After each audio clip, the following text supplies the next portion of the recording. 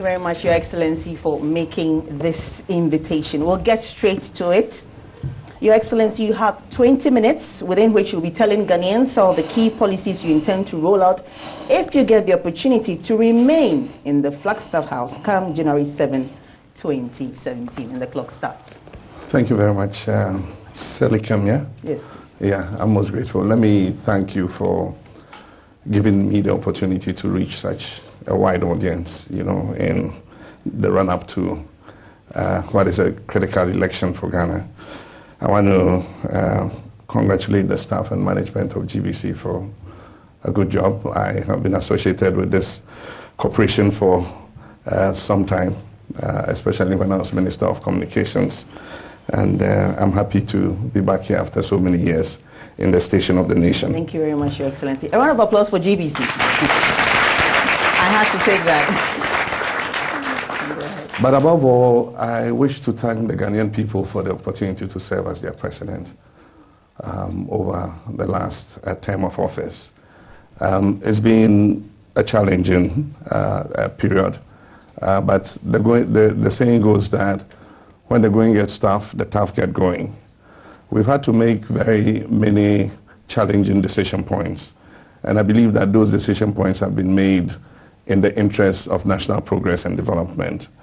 And we are continuing to stabilize the economy. We're continuing to stabilize the power situation. We are continuing to push for growth of the economy. We are continuing to push for jobs for young people. We are continuing to push for food security, education, healthcare, and so many other things.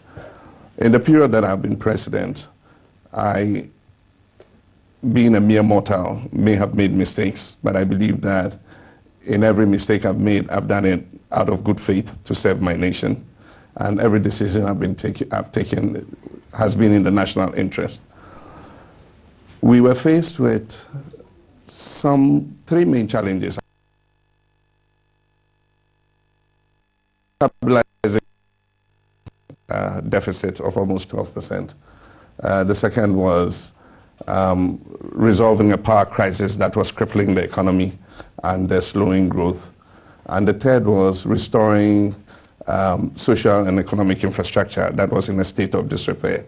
And so these have been the three main challenges I've addressed myself to during my period in office. And during that period, I believe that we've achieved success in many of the things that we set to do. We've managed to stabilize the economy fairly. We're currently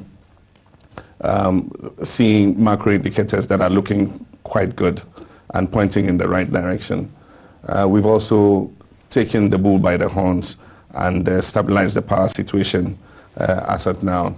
And we also have invested massively in restoring the social and economic infrastructure with massive investments in the road sector, in education, in health, in water, you know, and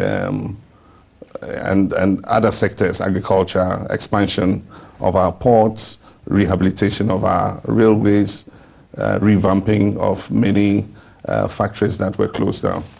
But probably I would address the young people of our nation, because the critical challenge that faces every leader in the world today, continent in a short while to come, above 1 billion people, and we have a youth bulge that is both an advantage and a disadvantage. It's an advantage because it will provide us with a young, virile, strong workforce. And it's a disadvantage because if we do not roll out jobs quickly enough, then that could become a powder keg for destabilization. And so all over the world, leaders are engaged primarily with how to grow their economies and create jobs to absorb as many of their young people as possible. I believe that we have the most credible program for job creation going forward. We have begun implementing many of those programs, and we are expanding and accelerating those programs from 2017 and beyond. The first has been to create an enabling environment for the economy to grow, and that is why we've concentrated on stabilizing the economy. Because if the economy grows and is accelerated, then what it does is it naturally throws up jobs as the economy grows. And so that's the first. The second is when the private sector has a stable macro environment and the economy is predictable, then it creates a conducive environment for the private sector to grow. Because in any economy, the private sector is the largest employer, not government. Most of our young graduates come out hoping to get a job with government, but government's ability to employ is very restricted. If you take the whole of our economy, the number of people on the public sector payroll, that is on the Controller and Accountant General's payroll, is about 600,000 people out of 27 million people. That is all the teachers, the doctors, the nurses, ourselves, the president, judges, parliamentarians, everybody is about 600,000 people. The millions more are employed by the private sector, the banks, the telecom companies, and all the other companies, both in the formal and informal sector. So one of the president's principal responsibilities in terms of creating jobs is to let the economy grow, create a conducive atmosphere for the private sector. But the next challenge we face as a nation is rejigging our education system so that it is in sync with what the business and job market is looking for. And so last year we held a conference of stakeholders, that is academia and business and industry. And we said, you two people talk together. Industry, tell academia the kind of graduates you're looking for, because that has never happened. I mean, we just roll out programs, we admit students, we charge them fees. A lot of the institutions now are just interested in taking the fees and not in the skills that they really are providing the graduates who come out. And so they did a discussion, and it became obvious that we need to fine-tune and rejig the colonial education system that we received. It is very theoretical, it is not practical oriented. In the past, business and industry will go to the universities, take fresh graduates, bring them in as trainees, train them and put them on the job. But in today's globalized world, there's high labor mobility. And so nobody wants to invest in going to take a fresh graduate, train him over a 5-year period, and then when he's become experienced and well-skilled, somebody offers him a better salary and takes him away from you. And so that has been the challenge I face, how to rejig our academic curriculum to be able to produce the graduates that business and industry is looking for. Increasingly, business and industry is looking for practical, skilled graduates. I was in a discussion with the chief executive officers of private sector companies, and they said, I mean, they're looking for practical, hands-on people. They're not looking for theoretical, long grammar, machine gun English kind of people. But in the colonial times, our education system was based on producing clerks, for the colonial civil service. And so the better your English language, the better, you spoke, how eloquently you spoke was very important in determining whether you get a job or not. Now it is about how practical you are, how innovative you are, your problem-solving skills. That is what business and industry are looking for. And so that is why technical and vocational education training is at the core of my job creation vision. And that is why we're doing the things we're doing. We're converting the polytechnics into technical universities, because there's a certain misperception that if you go into technical and vocational education training, then you are not the best and brightest, because everybody wants a university degree. And so everybody is heading to through SIFOM, when SIFOM was there, or through secondary school and attempting to go into university. So fine, you want to go to university, we convert the polytechnics into universities. They are technical universities. And so you can go in there, do technical and professional and vocational courses.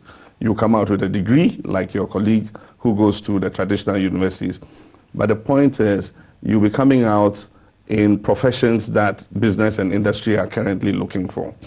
And so that's one of the reasons why we did the conversion of the polytechnics into technical universities. Apart from that, there's a huge army of young people who finish primary school and sometimes drop out. Not too many of them, because now there's no exam, and so you go straight into a school.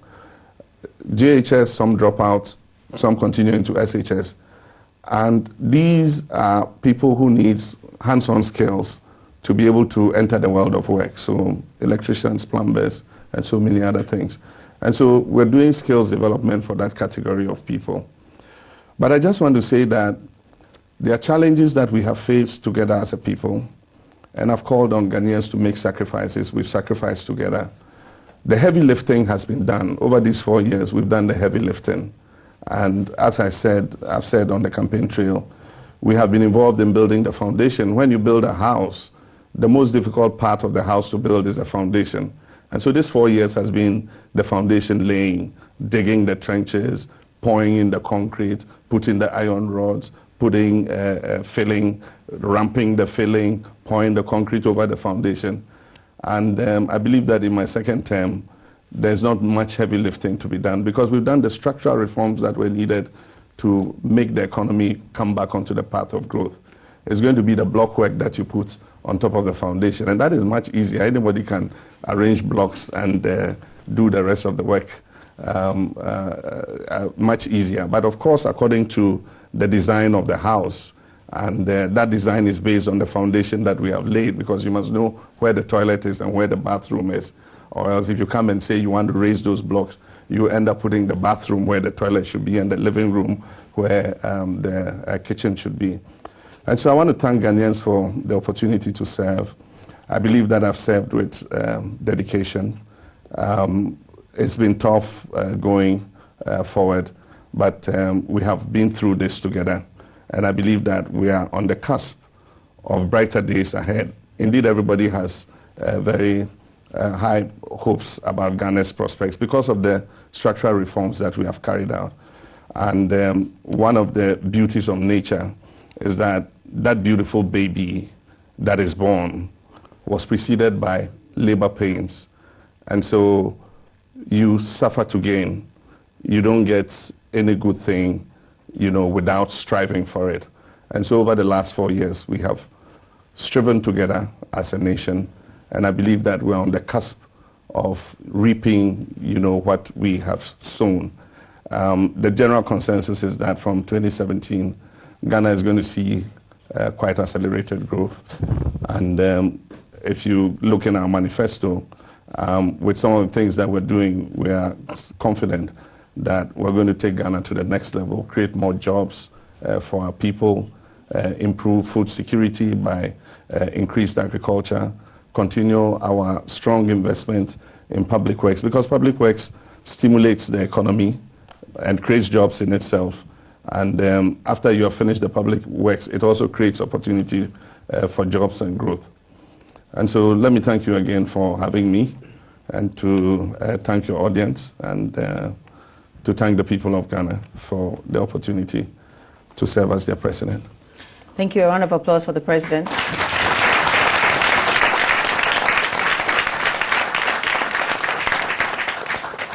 So, Your Excellency, your 20 minutes wasn't used up, but I didn't use all of it up. Well. No. So it means we have more time for questions, which is good. You want me to continue? If you want to continue, you can. All right. Well, let's go. Since you rounded up, it's good for the audience too, because then they have a lot of opportunity to ask questions. I'll begin with mine. You're seeking your mandate and then to stay in power. You talk about a credible job program. The youth are looking for jobs that they can stay in, sustainable jobs, jobs that they don't have to get kicked out after a year or two. What is the plan of the government towards doing that? Well, like I said, I touched a bit on the job creation program. One, I said the natural expansion of the economy throws up sustainable jobs. Okay. Yeah, because as the economy grows, opportunities are created for the private sector to invest. And as they invest, it creates natural jobs. Over the last 4 years, we have seen quite increased investment in various sectors of the economy. And that in itself has produced jobs.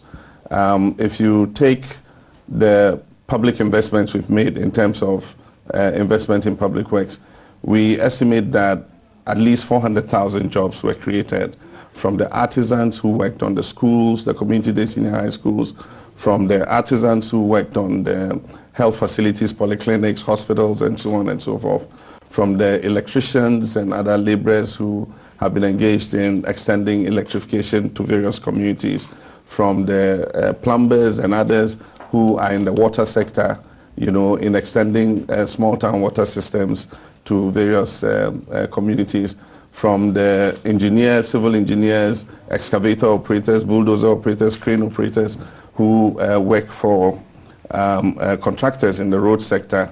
The expansion of Takoradi Port alone, we believe, has created more than 1,000 to 2,000 jobs. And when it's finished, it will create even more. Just today, I cut the sod for the beginning of expansion works on the Tema Port. It's a $1 billion investment. And in the phase of construction alone, it's going to create in excess of 1,000 jobs. And when it's finished, it's going to create 5,000 direct jobs and many more indirect jobs. And so we have, by the investments we're making and by growing the economy, have started to create those sustainable jobs already. But like you're saying, everybody is looking for a sustainable job, but you need the skills to be able to find those sustainable jobs. And that is why the skills development component and the human resource development component is also very important. And I began by saying that technical and vocational education training is at the heart of our job creation program. Investments in skills training would ensure that our young people are ready for the world of work. Because when you come out fresh as a graduate, you, yes, have learned the theories that you were taught in school, but you have never had the experience of working in any environment. And like I said, employers are no longer looking for those kind of graduates. They're looking for graduates that are trained and have some practical skills. And so, yes, we need to invest in order that the economy grows and that we invest in public works to open up the space for more jobs to be created. But at the same time, we must look at the human resource angle on how we equip these people, young people, with skills so that they're able to find those jobs. One of the programs that we have introduced is the Youth Enterprise Agency, which is a 2-year program that brings a lot of young people, mostly from lower education. We have national service for the graduates, but until now we had nothing for those who left SHS and GHS and other areas. So now we're taking those into the Youth Employment Agency, putting them in there for a 2-year period and taking them through skills training so that by the time they come out of the 2-year program, they're equipped with the kind of skills to go into the world of work. I'll give you one example. We have a module for Kayaye, who just carry headpans and carry people's things in the market. We're putting them into a module in a 2-year in the program. And during that program, they can learn how to, they can choose any course that they want. And they would learn those skills either in dressmaking, in fashion and beauty, or in actually any course they want. There's no restriction. And once they have acquired those skills, they come out and they're ready to go into the world of work or to become entrepreneurs of their own. And so what we do is set them up and let them go into the world of work. There's also the Youth Enterprise Support Initiative, and that was a presidential initiative. We started it off with a seed money of 10 million Ghana cedis, and that has been one of our more successful programs, creating the confidence in graduates that you don't need to be an employee. You can be an employer, because the small and medium enterprise sector is a sector that will drive the economy and create more jobs. And so the Youth Enterprise Support Initiative requires that you bring a proposal, it is looked at. If it is found to be interesting and feasible, then you are helped to develop it into a proper feasibility study. You're giving training in management, you're giving training in keeping books of accounts, and then you're giving assistance in the form of equipment if you need it, and some capital to start up your business. And there are many success stories that I have seen. On International Youth Day, I went to the workshop of this young, he finished GHS, he didn't continue. He went and learned metal fabrication. And he started a workshop with his brother. And he was producing steel chairs, gates, for houses and things like that. But he didn't have the equipment. And so every piece of metal he needed to mold or fashion, he had to take to somebody's workshop, pay the person to use his machines to mold them for him. And that was all that was lacking. And so the Youth Enterprise Support Initiative bought him 5 major equipment he needed for bending, for molding, for welding, for joining, and others. And today, from just working with his brother, he employs 5 additional people, and he pays them. And he's producing gates, he's producing burglar proofing, he's producing steel chairs, and so many other things. This is a success story. I mean, this boy would have been in the labor pool looking for work. Today, he's employing 6 people. Right. And so there are many examples I could give you, you know, but like I'm saying, as the economy grows, jobs will be thrown up, but we need to prepare our young people so that when those jobs come before them, they're able to take the opportunity. There's the example of the oil and gas sector. It's a new sector that has come, and it's demanding huge numbers of people. Because of our local content policy, a Ghanaian company won the contract to fabricate tubular pipes, which were going to be laid somewhere in the sea. And it needs precise, efficient welding. And so they were looking for certificated welders. There's what they call the American Standard certificate in welding. They were looking for people who had that certificate. They found only 60 of them. They wanted 300. They found only 60. And so they had to recruit other persons who had basic knowledge in welding, take them back into training, and train them to the level of efficiency they want, and put them onto the job because they had a deadline to meet in terms of producing those pipes. And so those are the circumstances that present themselves. And if our education sector is churning out graduates and people who do not have the skills that business and industry is demanding, then they cannot find sustainable jobs. And that is why human resource, investment in human resource, skills training and retraining, technical and vocational education training is very important. Right, I'd like to take your comments on this. You talk about creating a sustainable economy, but when you hear people say that they don't have money in their pockets, what would you say to them? The fact of life is you can only have money in your pockets if you work and earn it. And so there's no magic to put money into people's pockets. What we need to do, and that's why government is investing as much as it's investing, to try and provide our people with the skills that they need to enter the world of work.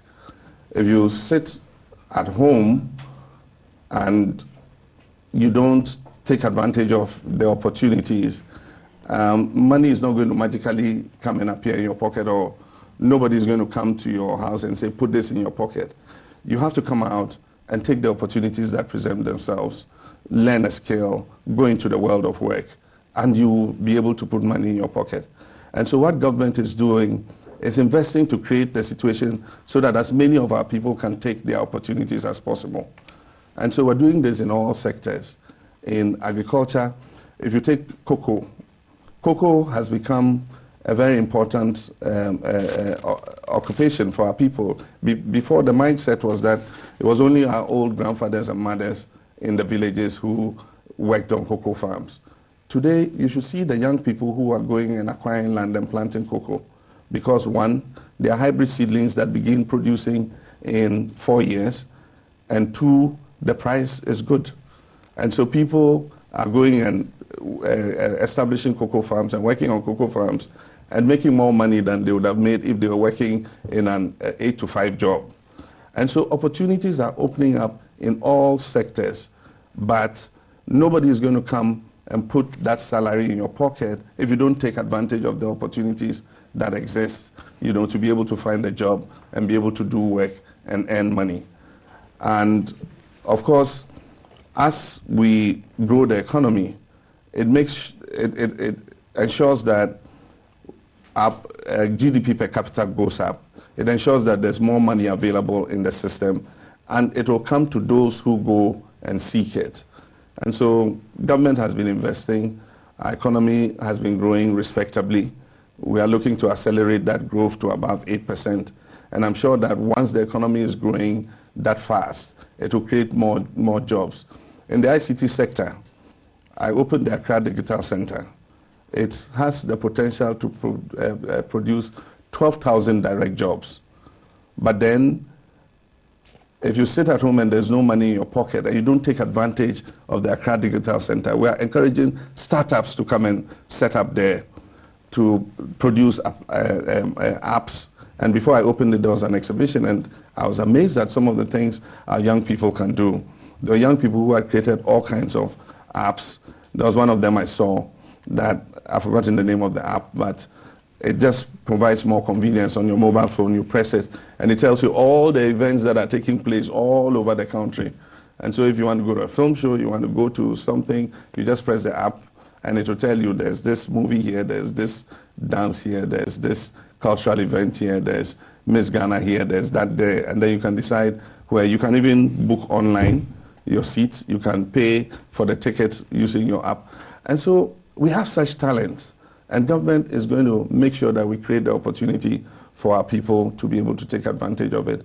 We're reviving all the industries that collapsed, because we cannot continue exporting our jobs.